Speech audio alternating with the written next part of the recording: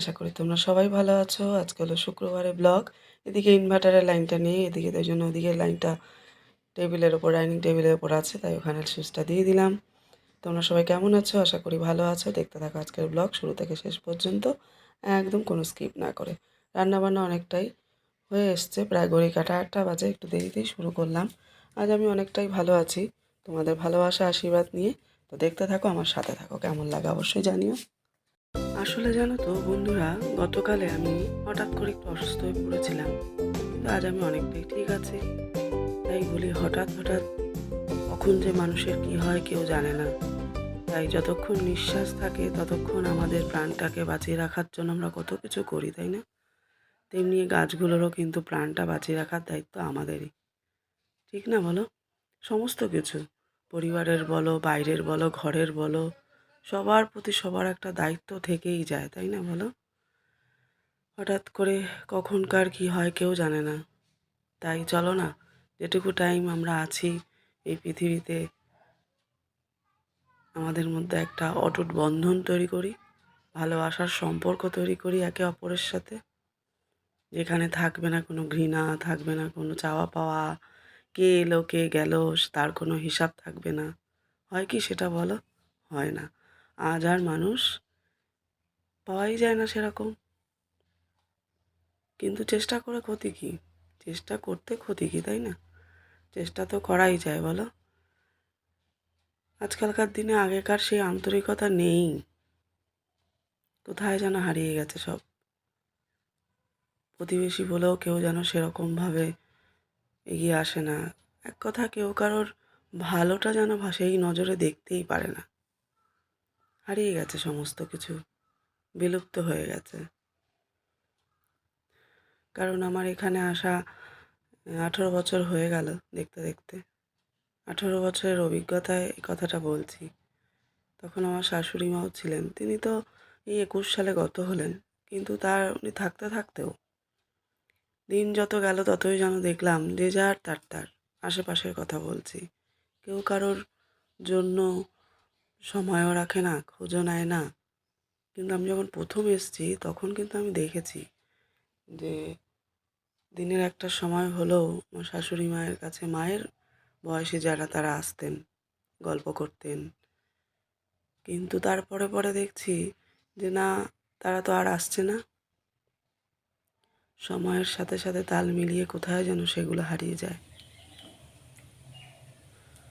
শত চেষ্টা করলেও হয়তো সেই দিনগুলো আর ফিরবে না, কিন্তু তবুও চেষ্টা করতে ক্ষতি কী বলো? সেটাই। কিন্তু এখনকার দিনে বাস্তব এটাই যে সবাই অনেক ব্যস্ত। ব্যস্ততার খাতিরে অনেক কিছু হারিয়ে যাচ্ছে। কেউ ছেলেমেয়ে নিয়ে ব্যস্ত, কেউ সংসার নিয়ে ব্যস্ত, কেউ কর্মব্যস্ততায় ব্যস্ত। ব্যস্ত এক প্রকার। কিন্তু তবুও যেন ভালো লাগে। আমরা যখন ছোট ছিলাম সেই সময়ের পরিস্থিতি আর এখন আমার ছেলেরা ছোট, এই সময়ের পরিস্থিতি আকাশ পাতাল তফাৎ। আকাশ পাতাল তফাৎ। ভাবা যায় না, সেই দিনগুলো সত্যিই খুব ভালো ছিল। স্মৃতি সবসময় খুব মধুর হয়। হয়তোবা কখনো সখনো একটু একটু এদিক ওদিক খারাপ থাকেই, ভালো খারাপ নিয়েই তো জীবন, তাই না? কিন্তু আমার মনে হয় যে দিনগুলো গেছে, বিগত, হিন্দিতে কথা আছে বিতে হয় দিন। তো যাই হোক, আমার কাছে তো মনে হয় যে দিনগুলো গেছে সেই দিনগুলোই ভালো ছিল। আগামী দিনে কি হবে জানি না। বর্তমান পরিস্থিতি সত্যিই মানুষের মনে ভালো লাগা, ভালোবাসা জিনিসটা হারিয়েই যাচ্ছে। এক একটা সম্পর্কের মূল্য তো এক এক রকম, তাই না বলো? আত্মীয় স্বজনদের মধ্যেও কিন্তু দেখবে কারো কারোর সাথে মনের খুব মিল হয়, তার সাথে অনেক কিছু আদান প্রদান করা যায় মনের কথা। সবার কাছে কি বলা যায়? মনের কথা বলা যায় না। সেম সেমনি করেই মনের কথা বলতে না পারলে মনটা কত ছটফট করে বলো? সবসময় কি আর আমরা মেয়েরা মায়ের কাছে যেতে পারি? যেতে পারি না। আশেপাশে একটা বন্ধু ঠিক তৈরি হয়। তেমনি বন্ধু যখন দূরে চলে যায় সত্যিই মনটা খারাপ হয়ে যায়। যাই হোক, চলো তোমরা কেমন আছো? তোমাদেরকে অনেক অনেক ভালোবাসা, অনেক শুভেচ্ছা। আজকের ভিডিওটা তোমরা পুরোটা দেখতে থাকো। অনেকটাই ভালো আছি আমি, তোমাদের ভালোবাসা, ঈশ্বরের আশীর্বাদে। গতকাল হঠাৎই শরীরটা খুব খারাপ করছিল। অনেকেই তোমরা বুঝতেও পেরেছো, কমেন্টে জানিয়েছো। সত্যিই করিনাদি, আমার শরীরটা খারাপ ছিল। তুমি লিখেছো যে তোমাকে দেখে মনে হচ্ছে, কথা বুঝে, তোমার শরীরটা খারাপ। অনেক ধন্যবাদ দিদি তোমাকে। আন্তরিকতার সহিত তুমি দেখেছো, আমাকে কমেন্ট করে জানিয়েছো, এই জন্য তোমাকে অনেক অনেক ভালোবাসা দিদি। ভালো থেকো, সুস্থ থেকো।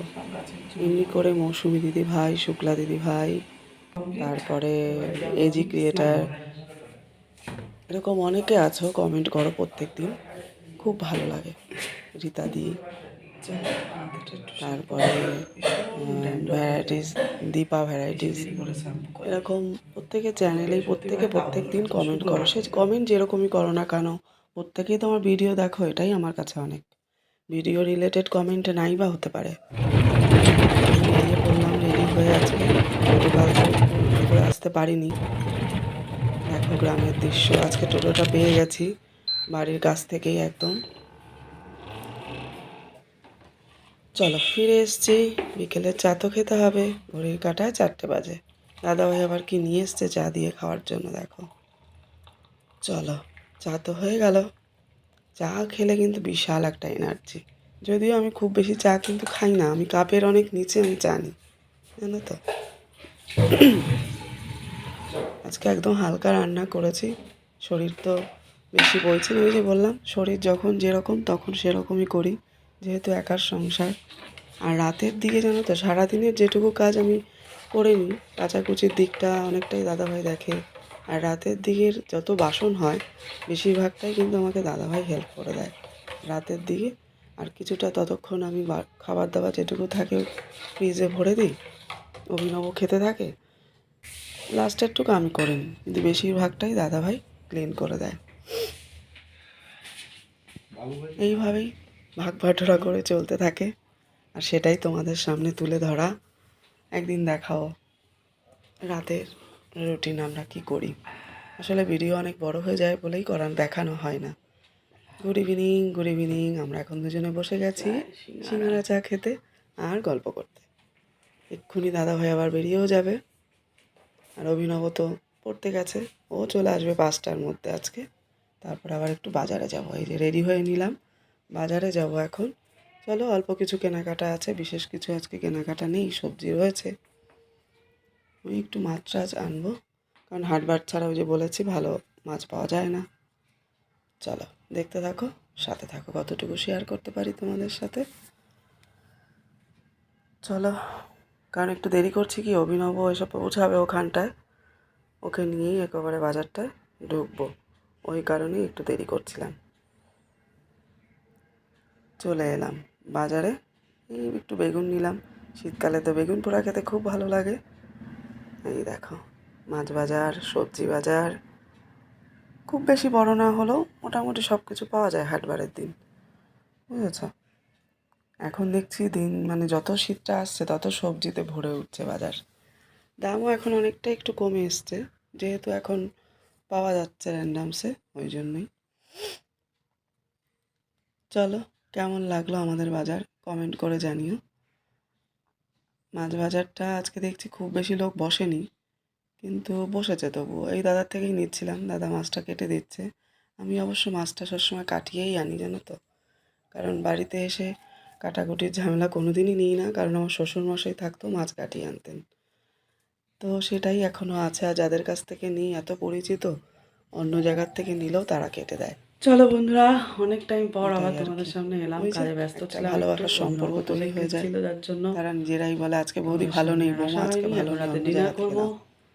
বিকেলে তো একটু বাজারেও গেছিলাম, মাছ আনলাম, ডাল দিয়ে মাছ ভাজা দিয়ে খাবো। তো চলো রান্নাঘরে যাওয়া যাক। চলো ডিনার করি, ভিডিওটাও শেষ করলাম। ভালো থেকো, সুস্থ থেকো, দেখা হচ্ছে নতুন একটা ভিডিওর সাথে। টাটা।